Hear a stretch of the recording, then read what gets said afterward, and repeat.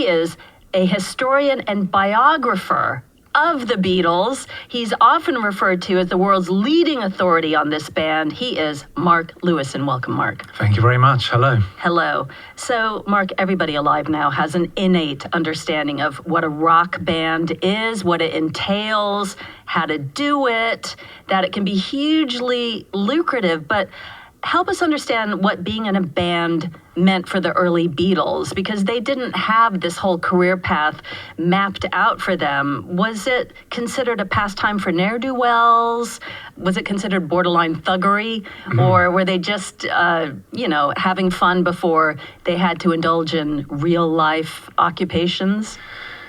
I think from their own point of view, they were just going to ride it as far as it would take them. But they had no knowledge of where that could be because there was no template. So, but in the eyes of their parents, guardians, that parental generation, uncles, aunts, and so on, then it was a waste of time, and it wasn't going to lead anywhere. And maybe something they would have to get out of their system, but just let them do it, and eventually they will have to get, as you said, a proper job. And who are the role models for the Fab Four or the Fab Five? I'm not really sure how many people were involved at this scenario, but coming together as a group, did they think, we could be like Buddy Holly and the Crickets? Or, who are they looking towards? The Crickets are really the only role models, because otherwise their heroes are solo artists, the likes of Elvis particularly, and Jerry Lee Lewis and Little Richard and so on. But Buddy Holly had his group, the Crickets, and although he did record without them, or sometimes with them, but only had his name on it, the Crickets was a kind of a template for them, and it certainly helped to give them the name. Beatles comes out of Crickets. So in Liverpool, they liked John and Paul. I remember, I wasn't there. John and Paul, I remember them saying, liked the idea that Crickets had a punning name, because it was both the insect and the sport. And of course, to an American, it wasn't the sport at all. It was only the insect. But they had the idea of a punning name as well, which was beetle, an insect, but also beat music, beat poetry, beat movement, and so on. So that was why they went for that name. But otherwise, very, very few role models. And no, as you said in your piece just now, everybody now looks at 60 years of bands. You can say we're like the Kinks, or we're like the Yardbirds, or we're like the Pistols, or we're like the Jam, or we're like Verve, or whoever. But in those days, there was nobody like that. Cricket's just about, but not really. So they were just doing something that they were going to get away with for as long as they could get away with it. There's so many remarkable aspects of Beatlemania, aren't there, Mark? But one of the most striking for me is how staid the British pop scene appears to be before Beatlemania. Yeah. It seems like you've got a mixture of faux American stars, so you've got people like Marty Wilde, or you've got teenagers plucked by Svengalis from nowhere and given ludicrous names. Like Marty Wilde. Billy Fury, yeah. Rory Storm. And then you've got people like Helen Shapiro, who is with the Beatles on one of their first nationwide tours, who... did she have a beehive? She had a remarkable hair, didn't she? Yes, she did. It was only 16. It was all backcombed. I think, initially she was 14 when she had her first number one. Yeah. And a great vocal talent. Got quite a deep voice. Yeah, very deep voice, but a very together young woman. Still a child, really. Please Don't Treat Me Like a Child was one of her early hits. The thing is, you see, before the Beatles, and even it took them a while to change this mindset, it was reckoned to be the kind of the leprous arm of show business, or leprous leg of show business, pop music, rock music, whatever you want to call it, because it was for juveniles of fairly low IQ. That was the perception. It had no artistic merit of any kind. And as soon as you would become a success in pop music, your ambition, you had to say this, was I want to be an all-round entertainer, as if what you were doing wasn't enough. And clearly, in the eyes of the business, it wasn't enough. So as soon as if you had any kind of film appeal, you would go and make a film. And if you had any kind of dancing appeal, you would start dancing, you would hopefully get a Palladium show, and you would be into show business kind of through the back door. And you would be liked by the mums and dads as well as the teenagers. And that's exactly how it was. And there's no hint of rebellion in any of that. And if you look at pop music in Britain, particularly pre-Beatles, it's incredibly safe. But it wasn't recognized that there was a gap. It wasn't like if only some 4 young guys would come along and show us a new way of doing it, which is why when they did come along and show everyone a new way of doing it, it was suddenly like, oh my God, there's another way of doing it. And it sounds so obvious now because we've had 60 years of it, but at that time there was no perceived gap. And they came along and they were completely different to everything else. They were not like Billy Fury. They were not Marty Wilde. All those guys were kind of Elvis impersonators. Subtract Elvis's existence and all those guys disappear. And Cliff as well, because Cliff was modeled on Elvis to begin with. Now, the Beatles were hugely influenced by Elvis, and he was their idol, no question about it. But then they added so much more to their palette. And these other guys, Marty and Billy, and I liked those guys. I mean, they did some good work. And it wasn't their fault that they had to fit into the system as it was. But the Beatles came and changed the system. And immediately, that whole generation, that first generation of British rockers, they looked old hat. Yeah. They hadn't looked it before the Beatles, and suddenly now they're old hat. And that includes the Shadows, who've got their tuxedos on and doing their fancy steps and all that. Yeah, it was all fine until someone came along and said, it can be like this, you know. And then it changed everything. Katie, you sometimes get asked this question by friends, if you could go back to any period in history, and you went to say the court of Henry VIII and stuff like that, right. I would go back to that point. I would go back to the point where music and culture changes forever in the space of a couple of months. Would you be down in the sweaty Cavern Club? I'd have gone to Hamburg before then, I think, or around that time.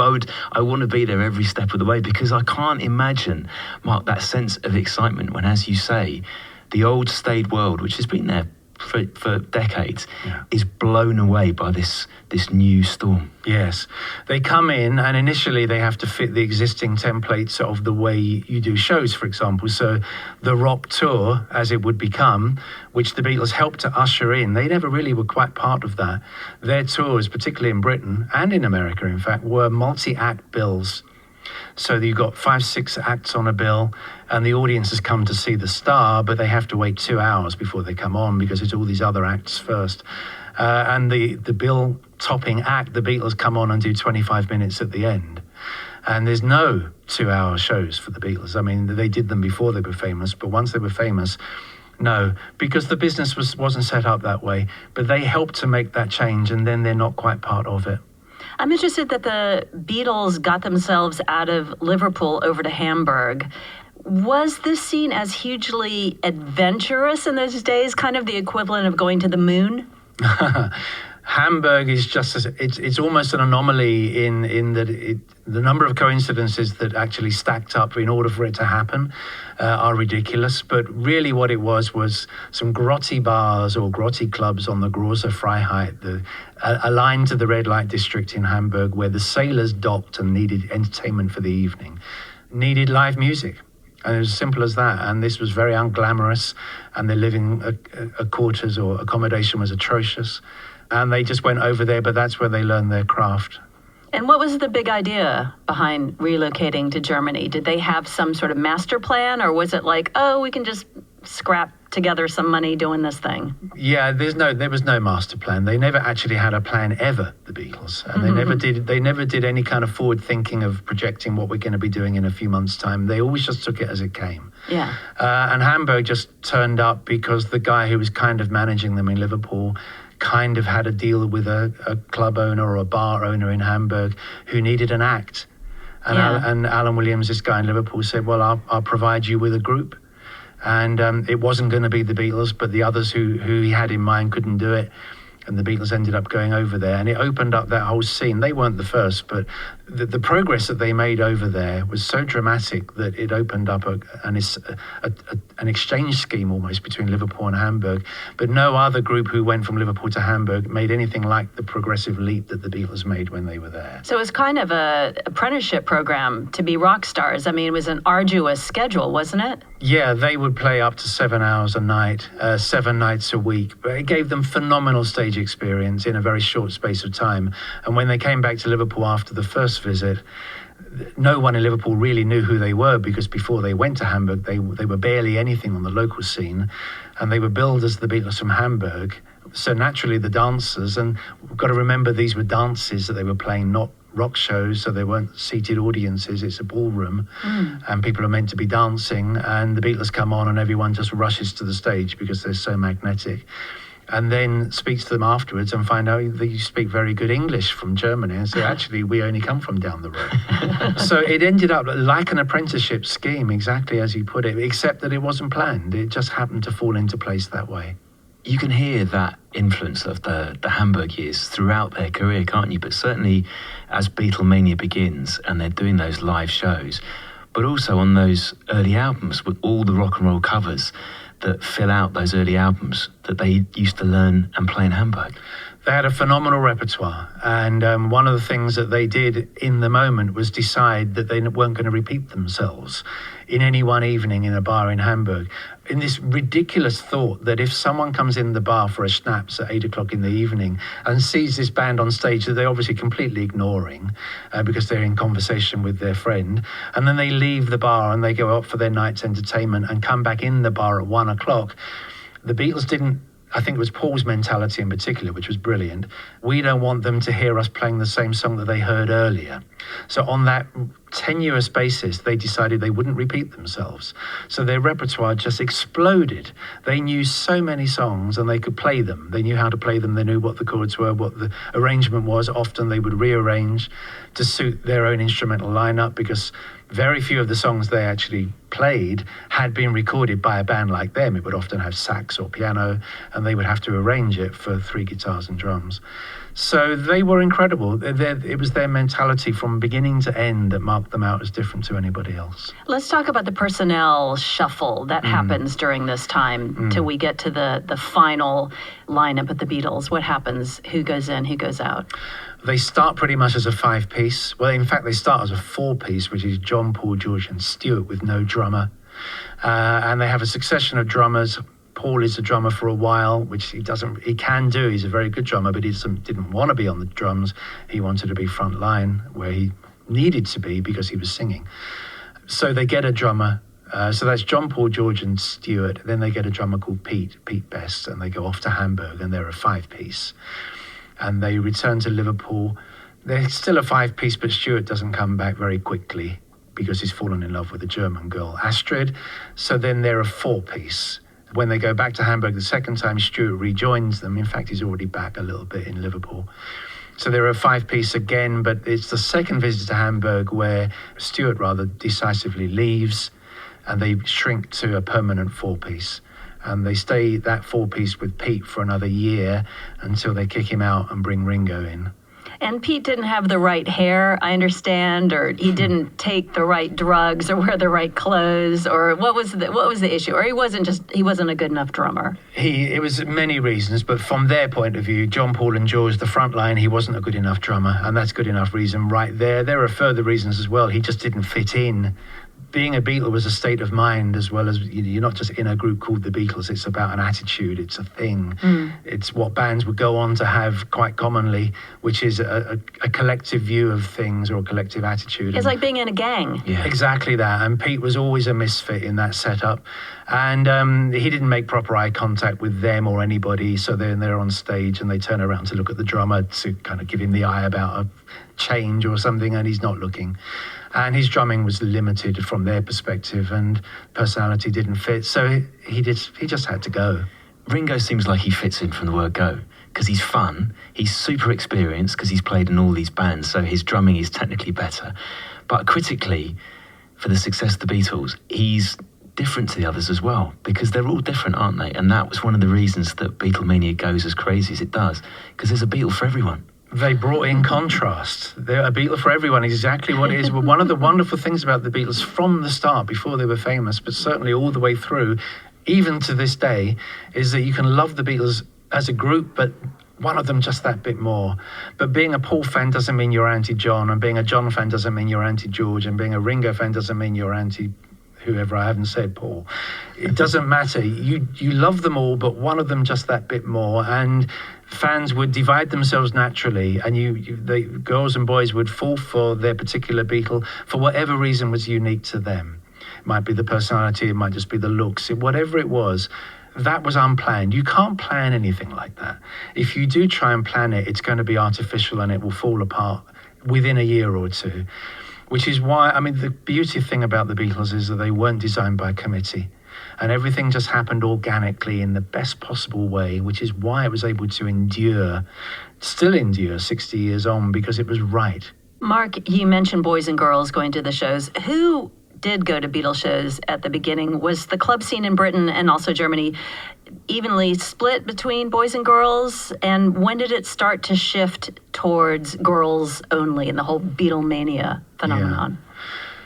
Well, I mean, I'll jump to the end there. Beatlemania wasn't girls only, but it was principally girls. It was the girls who screamed, and because screaming had never been done on that volume or sustained for so long. Yay, girls! Then it appeared to be Innovators. girls only. But if you look at pictures of Beatles audiences in 63, 4, 5, there are boys there, because boys will be looking at the guitars and enjoying the music. But obviously, they're not. Then it's not the sexual angle for the boys as it is for the girls. They played in places where boy meets girl. I mean, they would play in ballrooms and things. So there would often be a almost 50-50 split of gender there, because it would be your night out. You'd go to the ballroom on a Saturday night, and whoever was on, you wouldn't go to see the Beatles as such, but who's on this week? Oh, it's the Beatles this week. Oh, last week it was the Searchers, or next week it's Rory Storm, whatever. So you just go and dance and try and pick up a boy or pick up a girl or whatever it might be. And those early dances, it's got that classic thing where the girls would dance around their handbags, and the boys would be out the perimeter eyeing up the girl that they were hoping to chat up before the end of the night. And there'd be a fight often, especially in the Liverpool ballrooms, with the teddy boy gangs all pitching in the middle of the dance floor. I mean, there was a lot of fighting in those days, which is now forgotten, in both Britain and in Hamburg. Typically a night out seeing the Beatles would involve a fight, and they'd have to be playing on while this thing was taking place in front of them, quite violent. And but that's all gone now, but that was a big part of growing up in this country. Soundtracking the riot. And the Beatles themselves looked quite tough, didn't they, after their Hamburg tours? Is that right? They looked tough, and they could take care of themselves, but they generally kept out of it as much as possible. Because they were all in their leather jackets and their greased back hair. Yeah. They were dressed as troublemakers, and the place that they're most synonymous with, the Cavern, had a no jeans policy, because jeans were associated with delinquency. And you're a delinquent. I'm looking at you right now. So you would try and keep them out. It was a dress code, if you like. If you've got jeans on, you can't come in because you might cause trouble. And if you've got something smarter on, you might not want to cause trouble because it might damage your clothes or whatever. But the Beatles played on stage in jeans, and that was a tough thing for the Cavern ownership, the management, to actually adapt to. It's like, well, we don't allow them in, but they're on stage in jeans. But they were so brilliant, so magnetic, and they were such a pull at the box office. It was just, you pay your money and you come in. But for the Beatles nights, there'd be queues down the street, which you wouldn't get for anybody else, because they were that brilliant. And give us a sense of what they were actually like on stage in these ballrooms or in these tiny, sweaty clubs. Yeah, they would play, well, depending on what the engagement was, up to 2 hours a night, but it could be just be an hour. And it would be, and the next number is going to be, and, but in that moment, that was cabaret, because they were incredibly funny, and you couldn't take your eyes off them.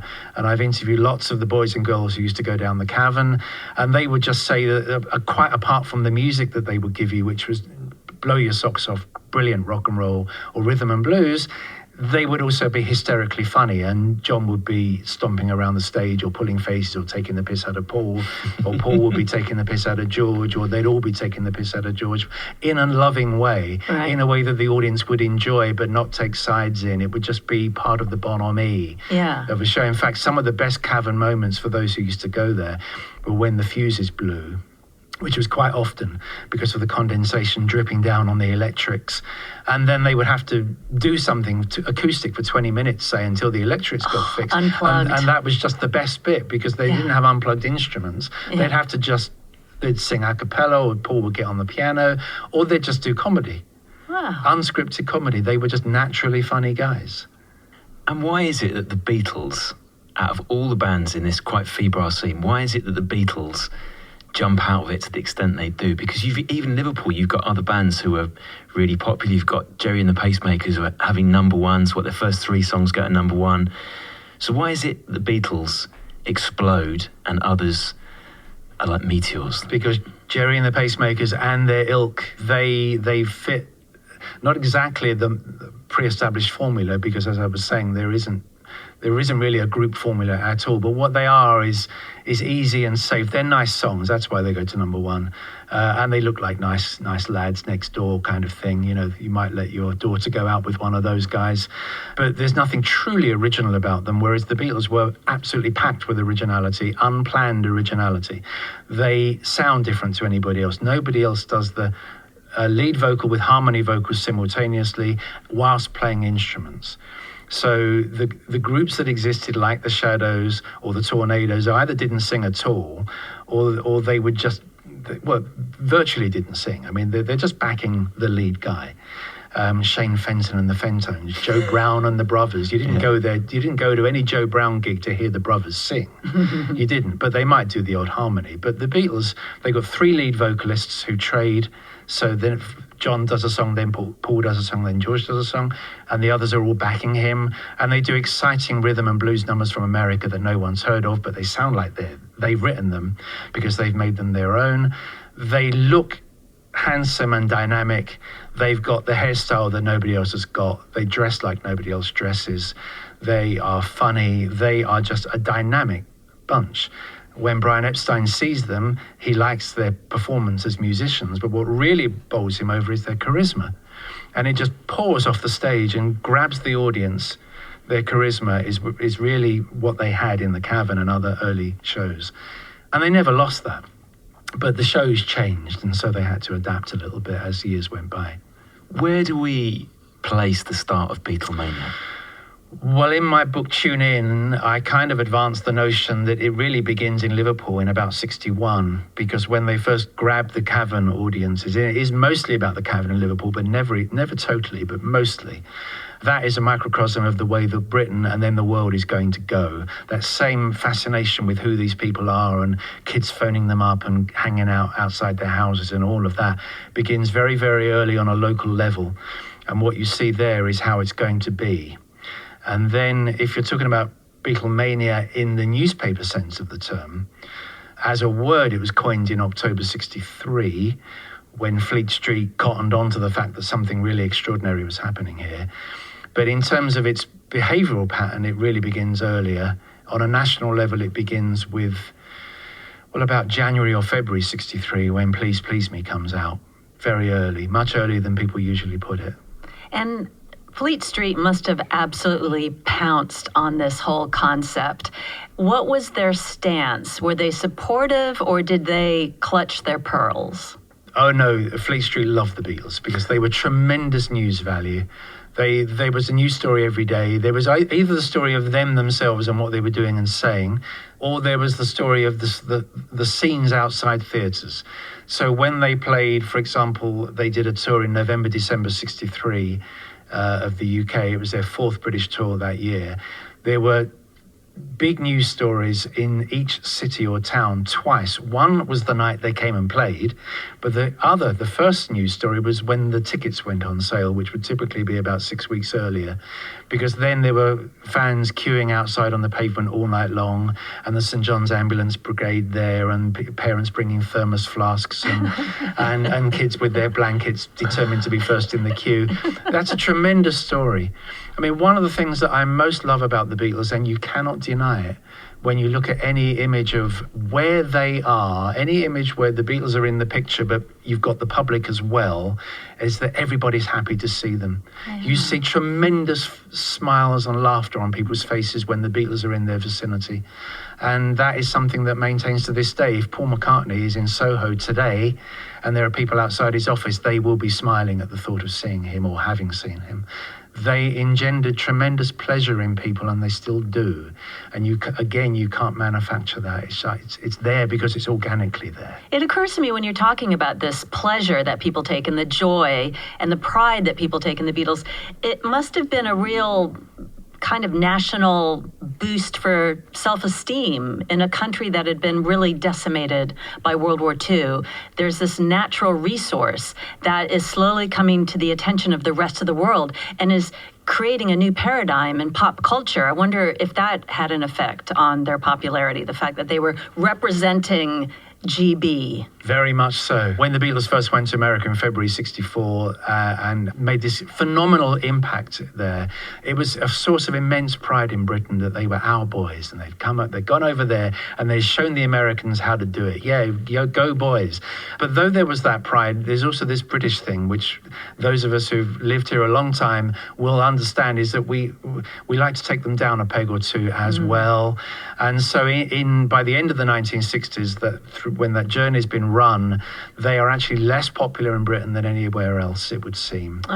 Because we were kind of more critical of them. Because they were ours, we could be more critical. Whereas in other countries, they were just more open-minded about what wonderful music they were giving people and how they'd changed things. But here it was like, well, they're not as good as they used to be, and all There's probably that sense of familiarity, over-familiarity, and ownership, and almost like they're a member of the family. That's right. And they showed so much promise. I didn't think they were going to turn out like this, but yeah. That is exactly how it was, yeah. And it was that same family thing with, we can knock them, but we don't want you to knock them. So if anybody else knocks the Beatles, we'll gather around and protect them. But in this country, we can actually take them down a peg or two because they're ours. And it's been quite a shock to me to really absorb myself in late 1960s media responses to the Beatles in this country, and just to see how negative things have become, sadly. One of the most joyous things, Mark, I think about the Beatles is the startling ascent of their music, how they redefine music, how quickly they change. So when we're looking at 1963 and we're looking at the singles that come out, even in that brief period from Love Me Do through Please Please Me, and then From Me to You to She Loves You, you can see that crescendo, can't you? Yeah. Which one of those tunes for you defines Beatlemania? Is it She Loves You with the screams and the U's? Because that's in my head, that's what I would associate with Beatlemania. She Loves You and Twist and Shout, actually, which wasn't a single, but it was an EP. And it did so well. EP, extended play record, four songs on two sides of vinyl in a shiny sleeve with a picture cover. That EP did so well. It was like a single. And it was those two, Twist and Shout and She Loves You, that absolutely were the soundtrack of British Beatlemania. The other records they were part of the build-up, no doubt about it. Please Please Me, Love Me Do, Please Please Me, and From Me to You.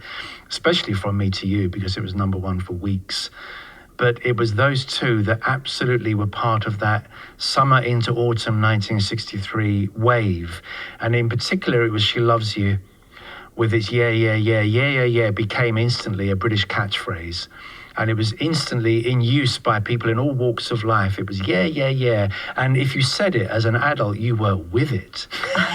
You were gear. You were the gear. You had your finger on the pulse of what's happening in today's teenage world. Because it was like, well, that's what they're all saying. Yeah, yeah, yeah. Or just single yeah, if you wanted to reduce it a bit, but still show you were slightly tuned in. So She Loves You is the song that absolutely is the soundtrack of that first great Fleet Street wave of Beatlemania. And Mark, where would we have heard She Loves You? Where were they being played, on the radio, or were they on television? Yes, well, I mean, the Beatles, they were great on television and great on radio. And in this country, we had the BBC Light programme, which was the BBC's one of three national networks. There was the Home Service, the Third programme, and the Light programme. And the Light programme had all music that wasn't strictly seriously classical. And so the Beatles were on all those programmes, but their records were on the other radio programmes. So Housewife's Choice, for example, which was every morning for 55 minutes, I think. Before the housewives had to get back to Crack work. on with the work. No, it was to encourage work. It was music. It was music like another program that followed it. It was music while you work. I see. And there was two-way family favourites on the Sunday lunchtime when housewives would be cooking the Sunday roast. They would be listening to two-way family favourites, and it would have requests, typically for serving personnel. They became increasingly places where the Beatles could be heard, because no good radio programme could afford to leave them out, because they had a grip on the nation by this point. Everybody did want to hear them and wanted to request the record for somebody else, a friend or whatever. And then there was Radio Luxembourg, and that was pretty much it until the Pirates began at Easter '64. Right. See, TV-wise, there there wasn't that much, weren't many places where teenage music could be heard. There was no Top of the Pops yet, but it was coming because of the Beatles. A lot of things happened because of the Beatles, and Top of the Pops is one of them. Ready, Steady, Go is another. It might have happened anyway, but it was the Beatles giving this new music great force and shape. We haven't talked about this yet, but as soon as the Beatles have their first number one, every British record company of any salt said, are there any more like that? Yeah. And they all went running up to Liverpool to sign these acts from Liverpool. And suddenly Liverpool is dominating British music, but it's really only the Beatles who are going to last, because the others haven't got that originality. They're going to be around for a little while, but not really very long. But nonetheless, suddenly, whereas the Beatles had struggled like mad to get a contract and got one by luck more than anything else, because of the Beatles, all the other bands called The Something, none of whom could get a contract before the Beatles, including them, suddenly they're being offered contracts. And so the whole popular music scene changes shape because of the Beatles. Magazines like Fabulous and Rave begin, Top of the Pops begins, Ready, Steady, Go is given a huge boost because the Beatles are there. And so this thing happens by 64 that didn't exist a year earlier. Wow, that's so interesting. So they engendered an entire media industry right across print and broadcast. Yeah, then the national newspapers, I think the Mirror and possibly the Express used to run the top 10 or top 20 chart every week. Daily Telegraph started running the chart. And they just made pop music much more current and much less juvenile delinquency than before. It's now actually becoming a thing. It started its journey to what it would become. It didn't really begin until the Beatles. The Beatles had predecessors, but the great acceleration is theirs. Katie, we'll often reach in Billy's song a cultural moment which is seismic, and it's sometimes quite hard to feel the effects in the modern day. I think we got it with Marlon Brando, didn't we? When we watched Brando, we were like, yes, this would have blown our minds. Yeah. So how do you think, like, if you listen now to She Loves You, can you understand what it does? You know, when you've got the drum roll at the start, you've got Macca doing his Little Richard, and you've got the harmonies at the end. Does it still make sense today, do you think? Well, to me, it hits me in the way that Buddy Holly's music hits me, which is that it's happy and tuneful, but it's a little tame because we're over familiar with it. It's like watching the original Star Wars, slightly what's the big whoop.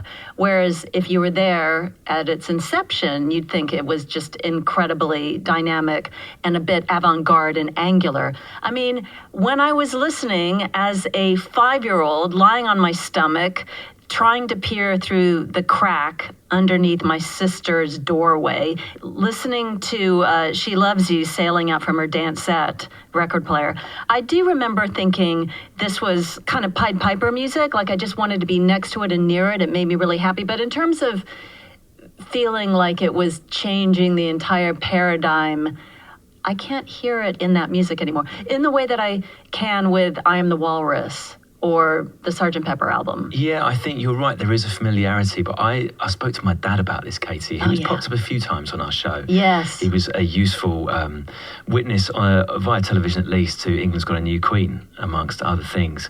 He saw the Beatles. He danced with Julie Christie. He did dance with Julie Christie, He was everywhere. He was a bit of a zealot, your dad. He's the zealot of the 60s. Yeah. He pops up again in November 1963. When Billy needs to write a song about your dad. He does. Might be quite a short song with some prosaic sections.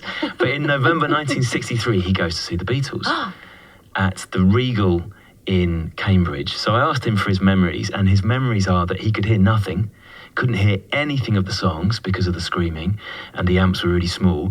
And then his other memory is, as he left the Regal, is the overwhelming stench of urine. Wait, whose urine? His? The Beatles? Girls? That is the white heat of Beatlemania tour in Britain. That November-December 63 tour, that is the one that really, nothing like it had been seen before or heard before. And the girls were so ecstatic to see the Beatles that many of them lost control of their bladders. So as mark of success. As somebody once said to me, there wasn't a dry seat in the house. What was that like for the Beatles then? Because no one has been through that. It's extraordinary for an audience to go through such an experience. But for those 4 lads who, they've not been unknowns, but they've been ordinary blokes in Liverpool a matter of months before. Yeah. And in their own minds, they still are. I mean, they kept their feet on the ground, which is one of the reasons they were able to progress so well in the 60s, because they never really let it get to their heads.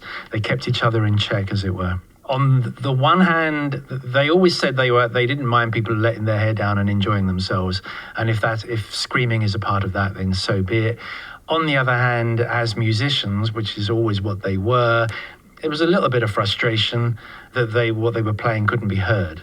And they really could have been doing anything, singing anything, because it really couldn't be heard by anybody. They had these puny amplifiers. Their vocals were going through the house PA, which would be used for bingo, or someone. If someone came on to do an announcement before a film or whatever, it would be that little speaker system to carry their vocals. Their guitars were through the amps. I'm not even sure that Ringo's drums were mic'd. So they had no chance to actually project. The only chance they could get to the back of a big auditorium like that would be if the audience was silent. But since the audience was screaming their heads off, then they just couldn't be heard at all. So you would go and see them, and you'd be screaming at who you could see on the stage, but not by what you could hear. You couldn't even tell if they were playing or if they'd stopped and were between numbers. Wow.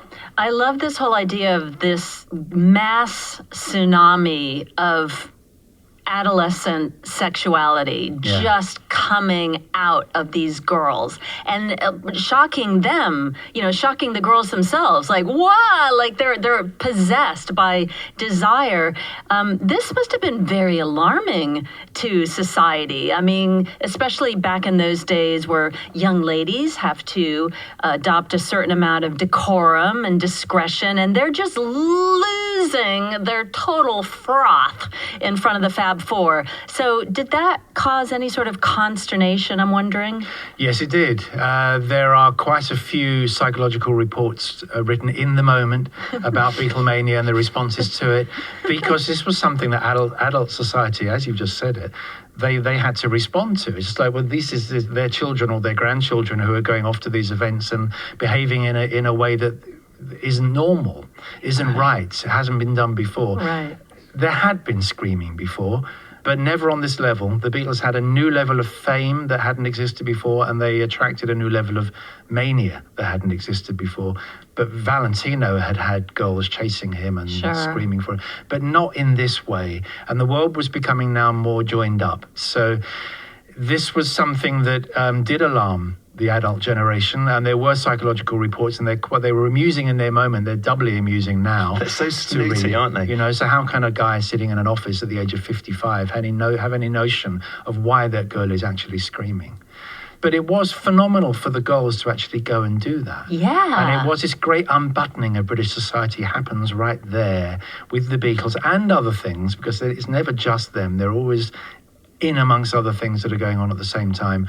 But they are the great accelerants of that liberality that occurred in the 60s, where if you look at Britain and other countries, America's another great example, if you look at young people, a picture of them or hear them speaking at one end of the 60s from the other end of the 60s, it's like something major has gone on here to change people's look, to change people's heads, their attitudes to sex, their attitudes to just growing up generally, and what they feel they have the right to be as an independent person. It's like the Beatles gave them permission to be young, to be teenagers. Yeah, they sort of helped invent teenagers. It's like that. But the Beatles themselves, they had this very healthy disregard for anyone saying that to them, because they weren't actually trying to do any of that. Yeah. All they were doing was writing songs, getting up on stage and singing them, and going in the recording studio and recording them. The rest of it is happening to them or because of them, but they haven't actually fashioned it in the sense of they weren't trying to do that.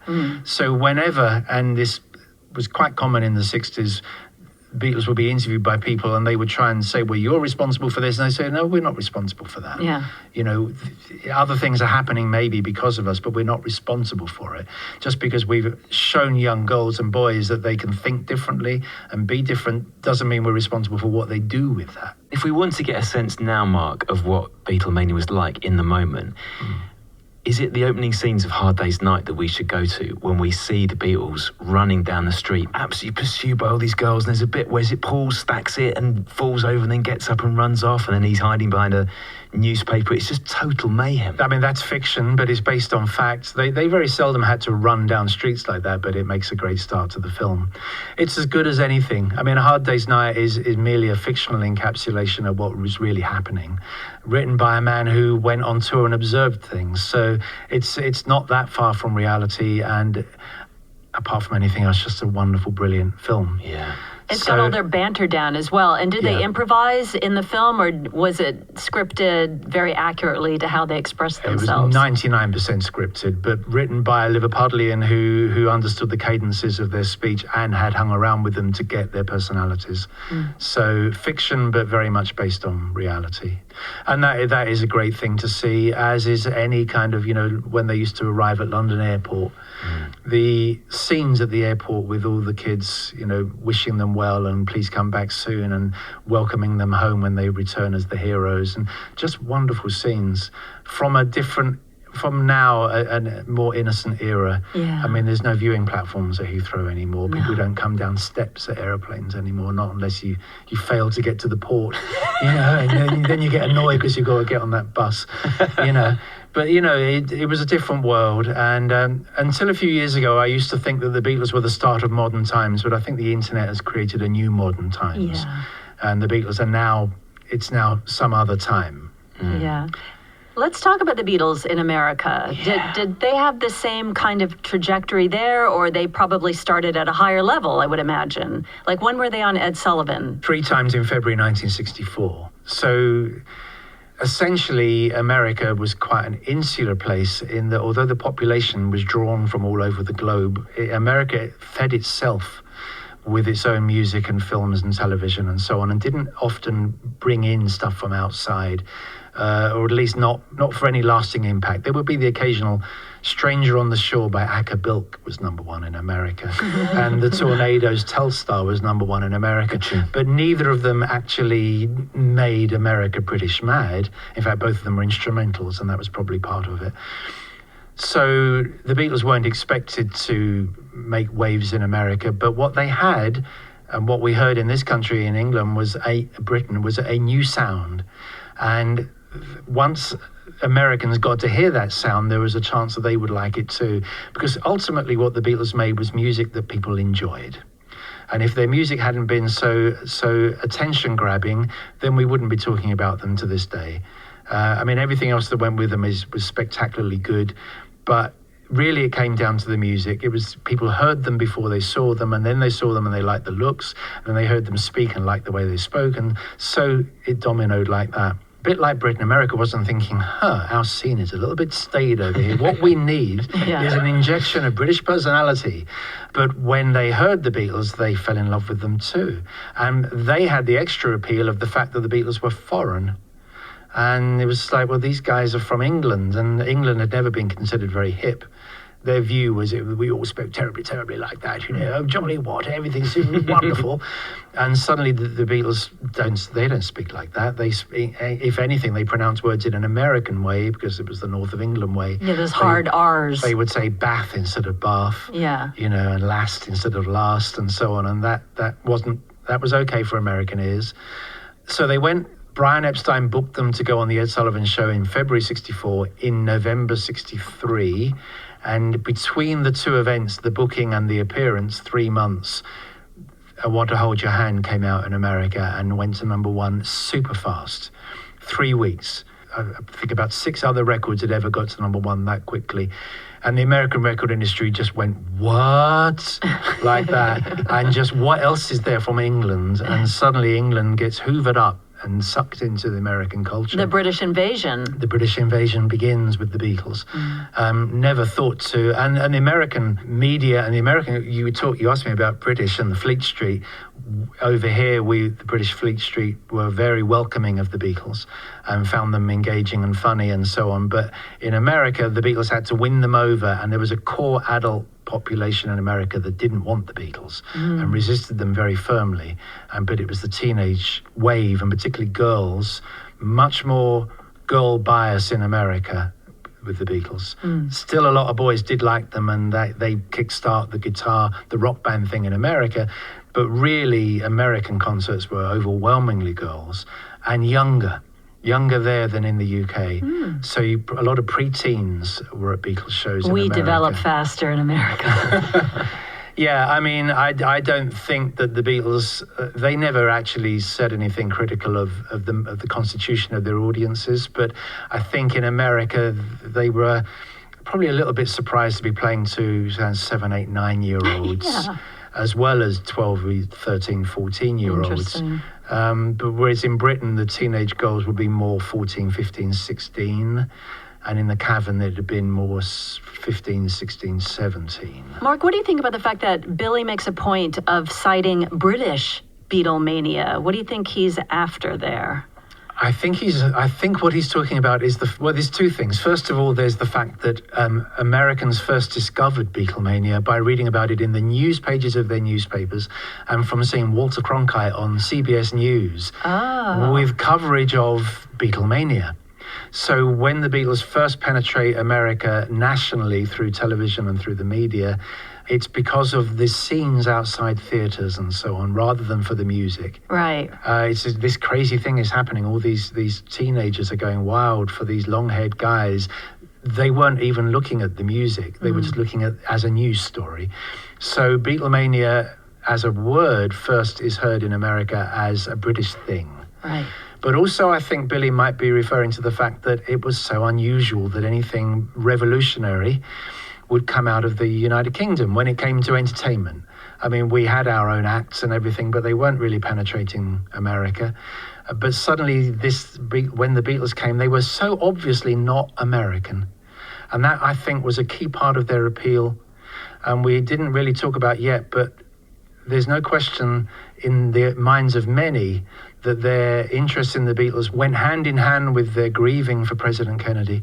That Kennedy was assassinated in late November '63, and it threw the country into this gloomy, dark, introspective period of what have we done and what is our society.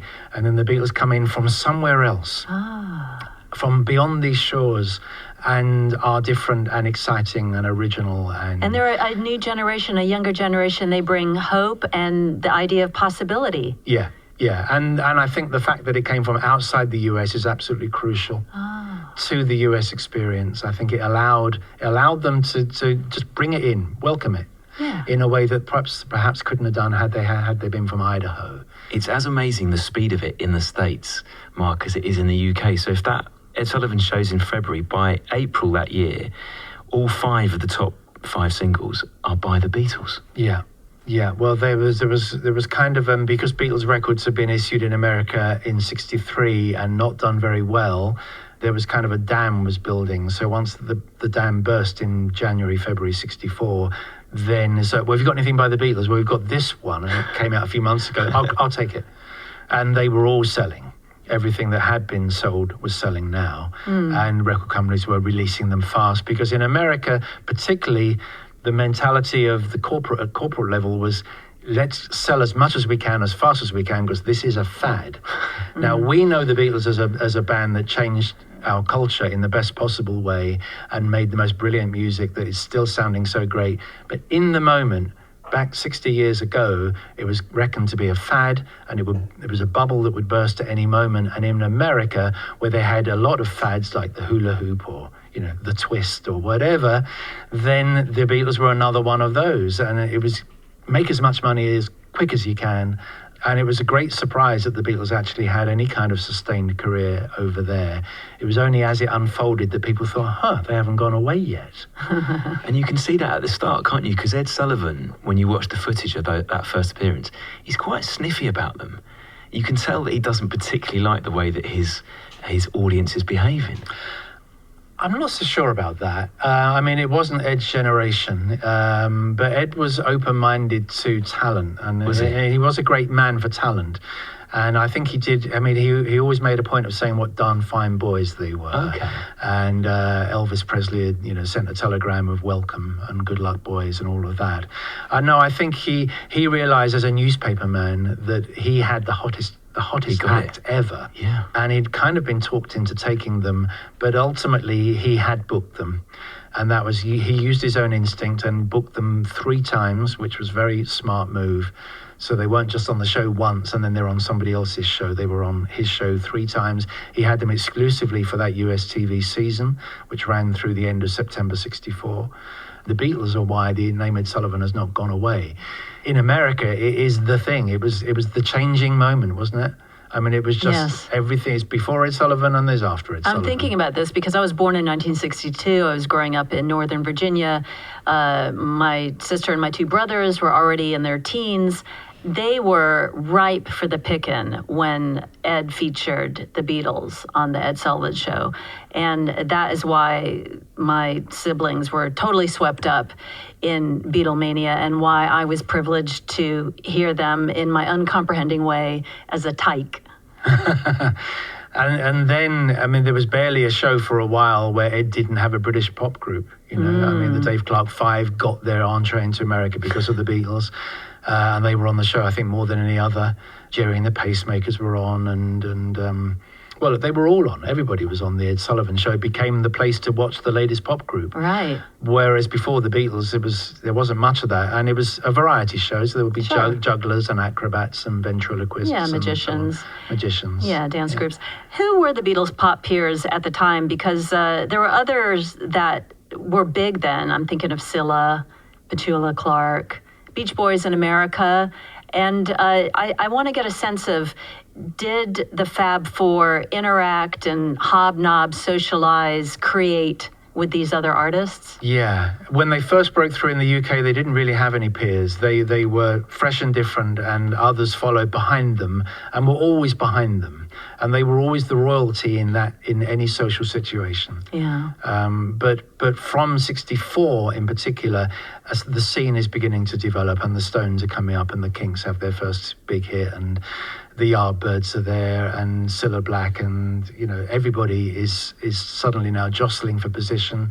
They're all doing these package shows, and then the nightclubs begin to open up for these people, the Ad Lib Club and the Scotch of St. James and these places that became hip for a while, where they would hang out at night together.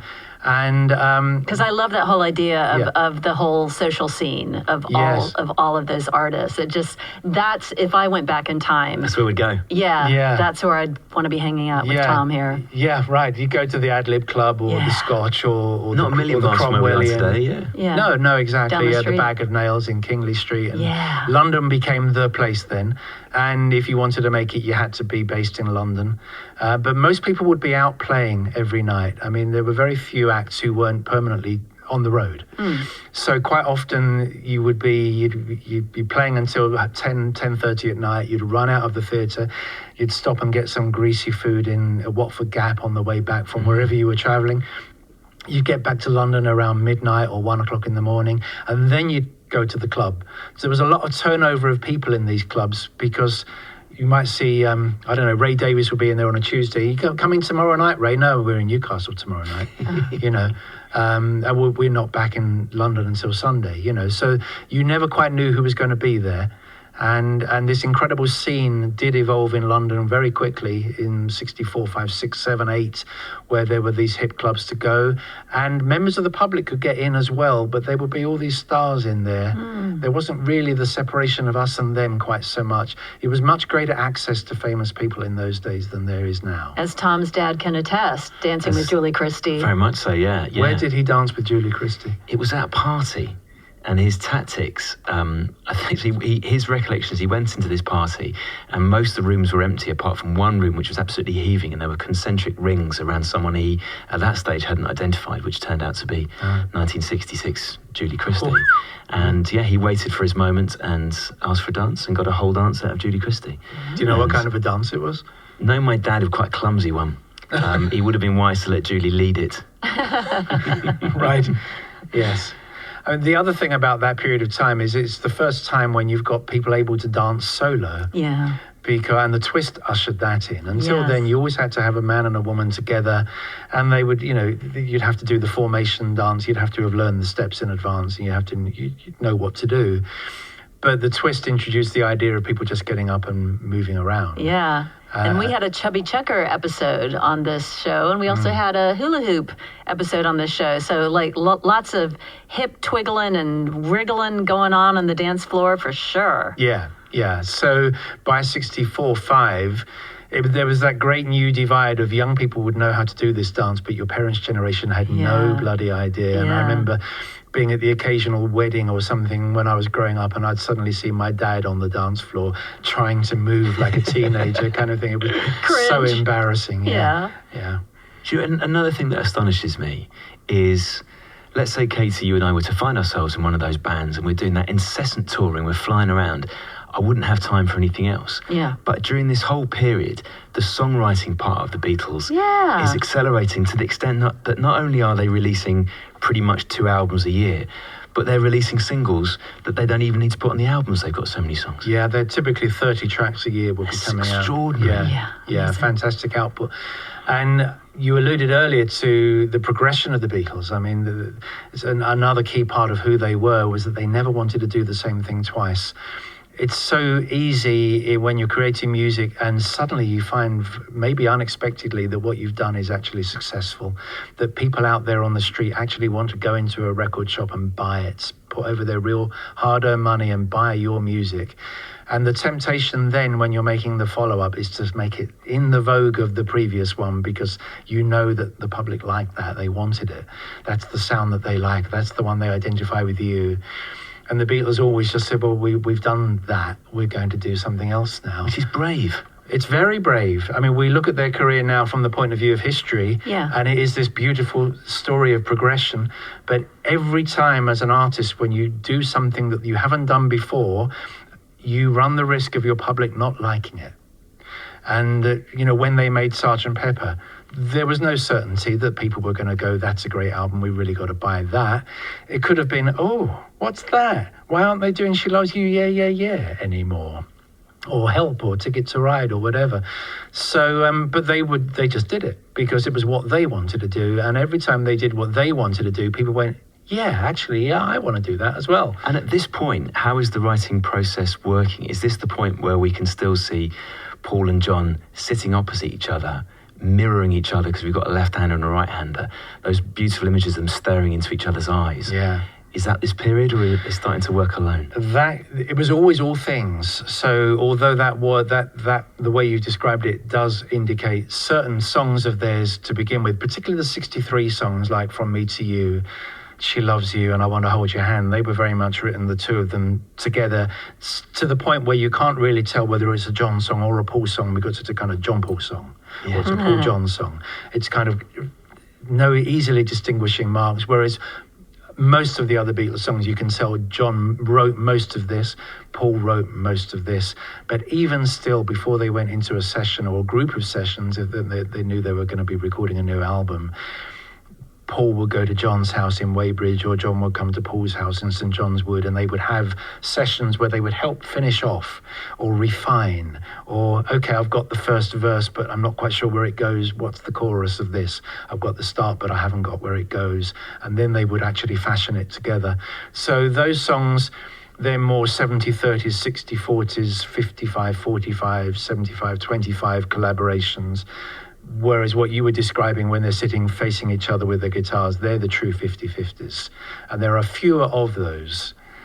Another great thing about the Beatles is they had no hard and fast formula. Whatever worked for the song was the way it would work.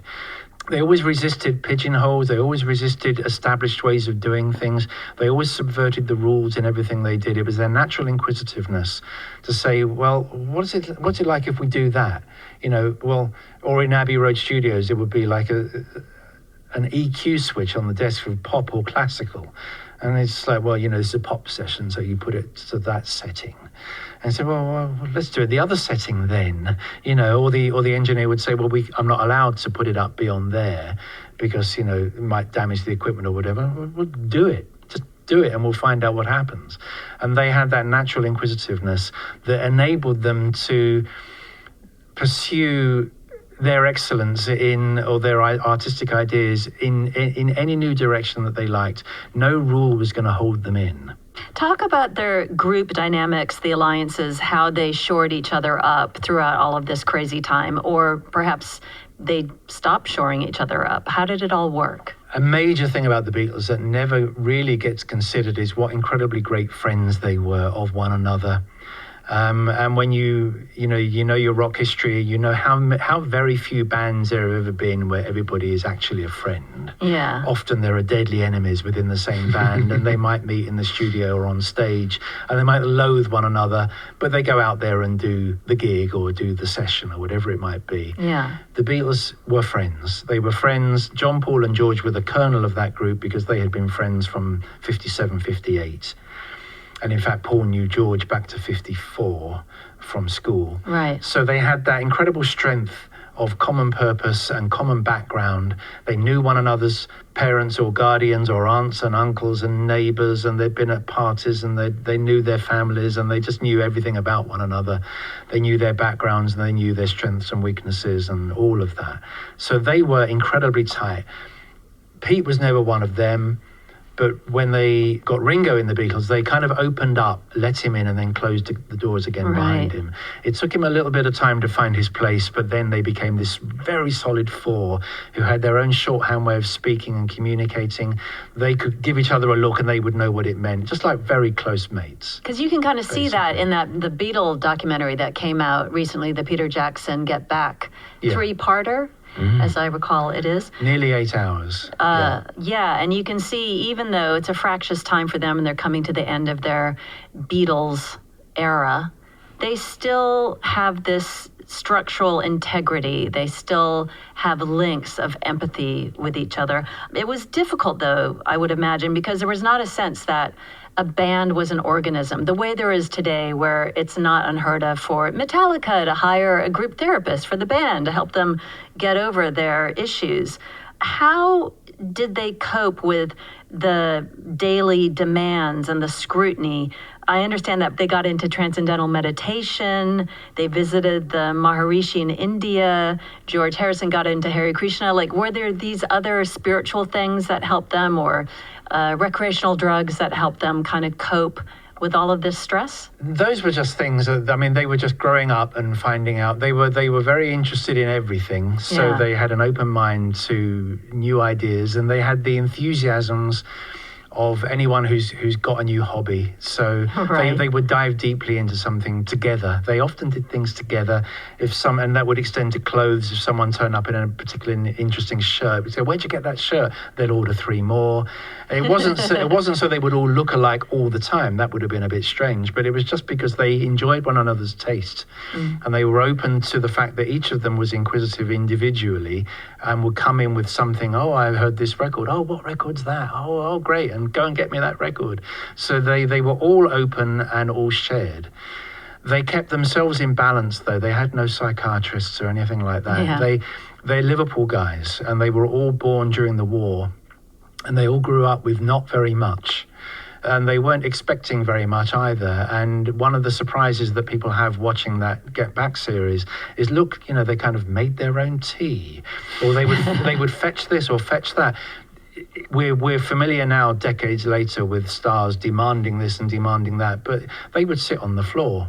Because British boys did sit on the floor. You'd sit on the floor from when you first go to school at the age of 4 or 5. Sitting on the floor is not in any way so when I'm a star now, I don't sit on the floor. Of course you can sit on the floor if you want to sit on the floor. And just that's how it was.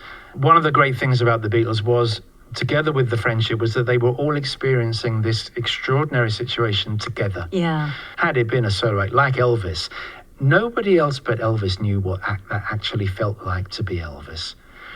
But in the Beatles, there were 4 of them, and John knew exactly what Paul was going through, and Paul knew exactly what George was going through, and so on. Another interesting thing was the way that they dealt with it was they considered themselves Beatles only when they were together doing collective things, going somewhere like to a TV studio to do a show, or going to do a tour or a gig, or maybe going to the studio. Then they would be the Beatles. But outside of that, when they're at home or when they're out for an evening with whoever, whatever they were doing, then they didn't consider themselves Beatles. They're just John Lennon, Paul McCartney, George Harrison, or Richie Starkey. And that is a key integral element into understanding why they were able to maintain their sanity as much as they did, because they actually removed themselves from the Beatles as much as they possibly could, so that it were only, the screaming thing was only what happened when they put on those clothes and stood on that wooden stage over there. Otherwise, when they're at home, they're single guys. There's something about the Four as well, isn't there? There's something about the Four, and I don't know whether it just works as a rock band or whether I'm thinking it works as a rock band because of the Beatles. But 5, like the Rolling Stones, can sometimes feel too many, and 3 is a different dynamic. There's something about the fact there's 4 of them. Yeah. You would be amazed at how much attention was paid to the fact that they had electric guitars, because it's like, the electric guitar had been around a long time, but you would see some in a jazz band occasionally. There might be some jazzer there playing some nice riffs or melodies, but 3 guys with guitars on stage. The band, as rock band as we would always know it, basically punks and all of that. It's that look. It began with the Beatles. They didn't actually begin it, but they're the popularizers of it. And so... Was it seen as like crazy high-tech stuff? Yes, it was. Oh, okay, like futuristic. Yes. Where would they be without amplifiers and all of that? It's like they're plugged in. It's this whole new thing, These guys, they plug their guitars into that box over there, and it makes it loud.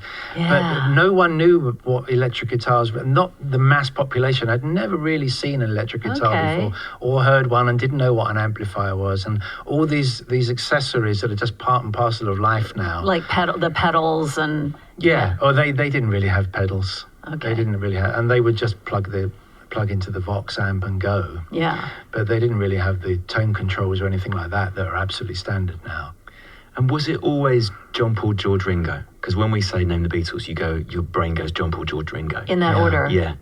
Was it always that in the height of Beatlemania? The first time I found evidence of that was actually a man in Liverpool called Bob Wooler, who was DJ at many of the shows they did, but also used to actually act as go-between between the promoter and the talent on stage. He would actually, marshal the night, and more than just play records. And he would design posters and things and advertisements, and he came up with that order. Initially, actually, John, Paul, George, and Pete. But John, Paul, George, and Ringo is actually a vital chain. It was explained to me, I have this on the best of authority, by Neil Aspinall, who was the Beatles' main assistant from 1961 through to 2007 or 2008. And he explained to me that it's actually the chain. John started this whole thing. He brought in Paul. Paul brought in George. And George brought in Ringo. I mean, they all brought Ringo in, but George was the prime motivator for bringing Ringo in. So his name is fourth. So it does trip off the tongue. It's the right order. Any other way doesn't quite work. But it's also a psychological balance that existed between them, where John has, I wouldn't quite say has his best relationship with Paul, but he has a unique relationship with Paul that he doesn't have with the other two. Yeah. Paul was closer to George than he was to Ringo. And Ringo, looking up from the 4th place, was definitely closer to George, who had brought him in, than he was to Paul or to John, because he felt he owed George. So that is actually a crucial psychological order. If you understand that there is a link there, a chain link between those 4 names in that order, then it helps you understand the psyche of the band. However, they were all friends with one another very strongly, and John and George had an incredibly close bond through most of the 60s, and John and Ringo were very, very close all the way through to John's death. Yeah. So in a sense, they all kind of had a great best relationship with Ringo because it was easier somehow. Yeah, he was a necessary foil. Yeah. In a way, it was sort of the donkey in with the thoroughbred horses, although maybe that's doing a disservice to the donkey. It occurs to me that talking about the order of saying the Beatles' names is almost like a Catholic catechism, the Father and the Son and the Holy Ghost, and you kind of understand the relationship and the components at the same time. Yes. Mark, the Beatles were the first and or the biggest in so many areas, including merchandise. They were kind of the ground zero of commercial exploitation, from mop-top wigs to feature films. Let's talk about this. There's probably bobblehead dolls and all manner of clothes that you could buy. Did they control this merchandise or benefit from it? They did benefit from it, but not as much as they would have done in later years when the industry, the merchandising industry, became more established and contracts became more firmly fixed in the artist's favor. There had been merchandising of pop music before the Beatles. You could buy the Tommy Steele guitar back in about 1957 or thereabouts. I mean, Tommy Steele wasn't hit for very long in the pop world, but you could buy his guitar. And there were Elvis Presley items, particularly in America. That market for kind of tat, which is essentially what it was. I mean, not all items were tat, but most of them were, was principally in the United States. Right. So there was no real understanding of it over here.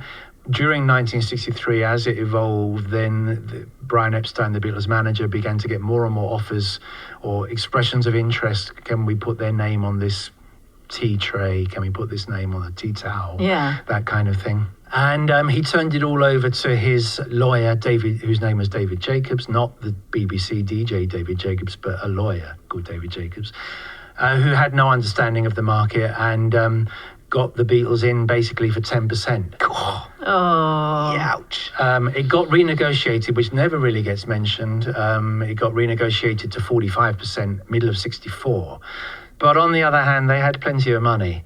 And the problem in those days was always how to actually get hold of your money, because the taxation rates were so incredibly high that even had the Beatles been making more on merchandise, it would have probably just gone to the British government anyway. So the top rate of tax was what, 90%? 91.25%. Oh, wow. At that time. They were pretty much subsidizing Great Britain. Yeah. That was part of the reason why they got the MBEs, because of their value to British exports was so tremendous. So there was merchandising, and most of it was tat. But somebody has to come first and show others who follow a better way of doing it. Yeah. And you don't necessarily, as the first in, get the best deal, because there's no precedent and you don't quite know where to set it. Yeah, there's gold in them there hills. A friend of mine's father was a little bit of a goer back in the 60s. He worked in a hotel where the Beatles happened to stay in New York City, and he very cannily light-fingered the sheets in the Beatles' rooms. Nice. Cut them up into small little squares, stapled them onto cards, and identified whether it was George, John, Ringo, or Paul's sheets. I'll say that very carefully. And I have one of Paul's sheet squares in my possession. Right. Wow. So apparently it's authenticated. I don't know by whom. The chambermaid, perhaps. But I thought that was quite a good little score. Yeah, I mean, when the Beatles went to America, they met a kind of rampant commercialism that they simply had never been known to them before. Yeah. Something that didn't exist in their experience in the UK. And that included hoteliers cutting up their bed sheets. And it happened in many cities around the US, particularly on that first visit in 1964.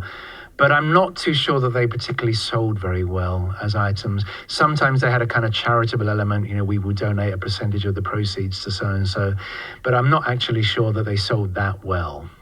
But it was done. It was done in cities all across the United States. That's funny. I didn't realize it was a thing. Yeah, anything the Beatles had touched and if you were a person who came out of their room, or had, you'd been in a hotel and you'd interviewed the Beatles if you were a journalist or something like that, then you would be the object of Beatlemania for a minute or two. Okay. And your clothes would be grabbed at, and some souvenir might be snipped off some part of your apparel because you'd been with them, and it was like Beatlemania by remove.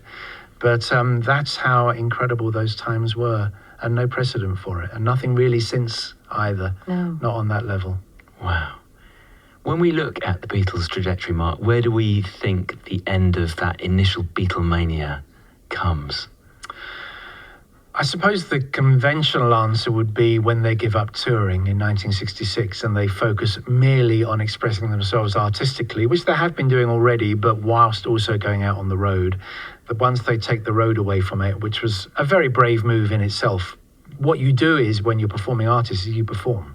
You go out there, that's really where you earn your money, out on the road. And to stop that element of their career was a very interesting thing for them to do. So conventionally, one would say, well, because the screaming audiences aren't there anymore, then that era of Beatlemania comes to an end. But I'm not too sure that it actually did. It just changed slightly because they weren't in stadiums, so the kids didn't go to stadiums to scream at them. But they would still scream at them outside recording studios or houses, or if not scream, because that is, it gets a bit boring, the screaming. It's really about attention being paid to them. When the Beatles were recording through the night at EMI Studios on Abbey Road in 67, 8, 9, there were always people outside the studio, fans, waiting for hour upon hour in whatever weather there was, to see them, to take their pictures, to get an autograph, to get a word, to just hand them a gift or whatever it might be. And that never let up.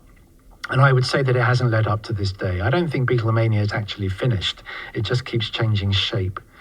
And obviously, we've only got 2 Beatles left now. They've had decades now to get used to this. But what a life that must be to actually have that everywhere you go, if people know where you are. Indulge me in a counterfactual. How might the Beatles have stayed together into the 70s and beyond, like their old sparring partners, the Rolling Stones?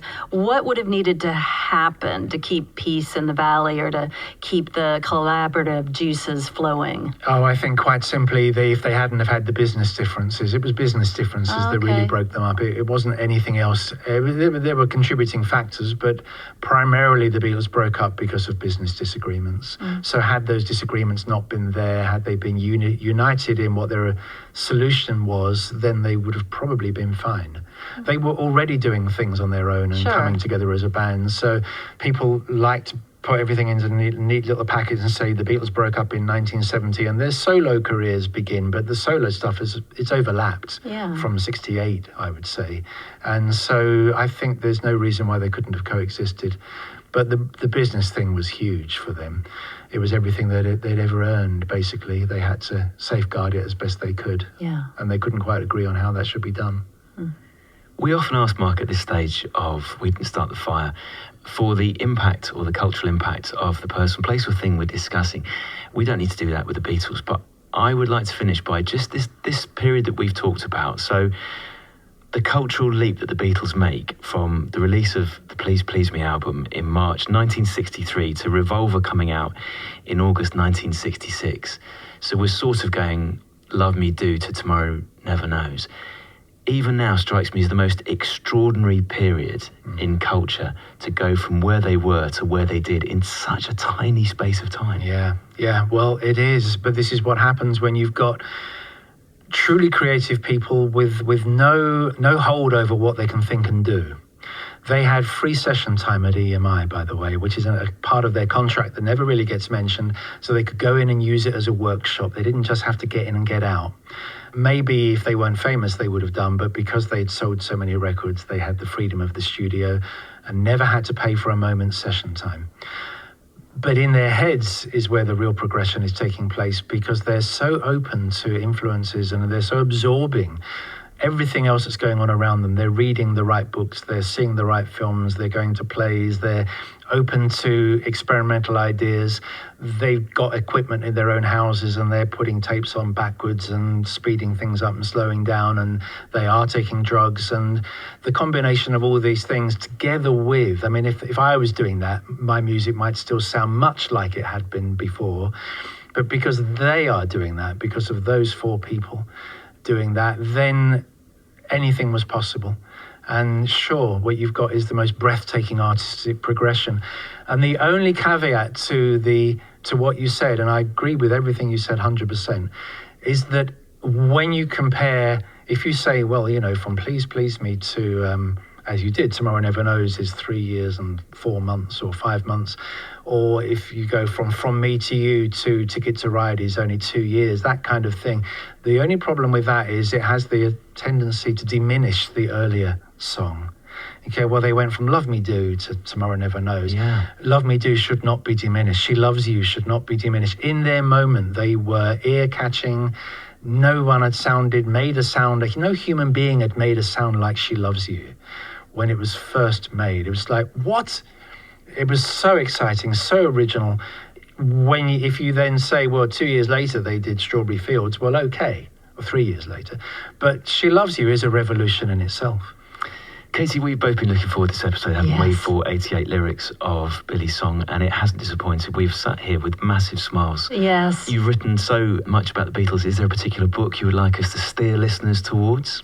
I'm writing a trilogy at the moment. Some of the people listening to this will know that I'm writing a 3-volume history of the Beatles, and that only 1 volume is out so far, and that sitting here talking to you is keeping me from doing from volume 2. It's okay, I need to get out every once in a while. So Tune In is the first of the 3. I would recommend that to those who don't already have it, and I'm working on volume 2, and it's coming. Yeah, that's all I can say.